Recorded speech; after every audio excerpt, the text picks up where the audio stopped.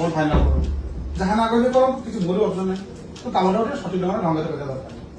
ପଇସା ପୁରା 2024 ମସିହାରୁ ପଡିକି ଆପଣ ରହିଛି, ଟିକେ କାମ ହେଇପାରୁନି। କଣ କରାଯିବ?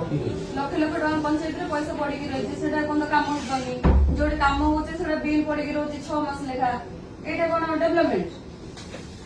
ତମର କାମ ଯିଏ କର, ଆମର ମନ ଦୁଃଖ ନାହିଁ। ଆମ ପଞ୍ଚାୟତରେ ଆମକୁ ଡେଭଲପମେଣ୍ଟ ଦରକାର।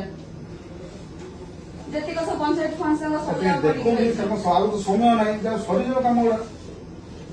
ଆପଣ ପଞ୍ଚାୟତ ପଇସା ଆପଣଙ୍କର ତାକୁ କହିକି କାମ କରେଇ ଦଉନାହାନ୍ତି। ହଁ କରେଇ ଦିଅନ୍ତୁ, ତାକୁ କାହାକୁ କରେଇ ପଡିକି ଦିଅନ୍ତୁ, ଆମେ କାମ। କହୁଛୁ ଆମେ କରିବି ସେ କରେଇବି କରେଇ ଦେଲେ ଯିଏ କରୁ କିଛି ନାହିଁ କାମ କିନ୍ତୁ ହେଇଯାଉଛି।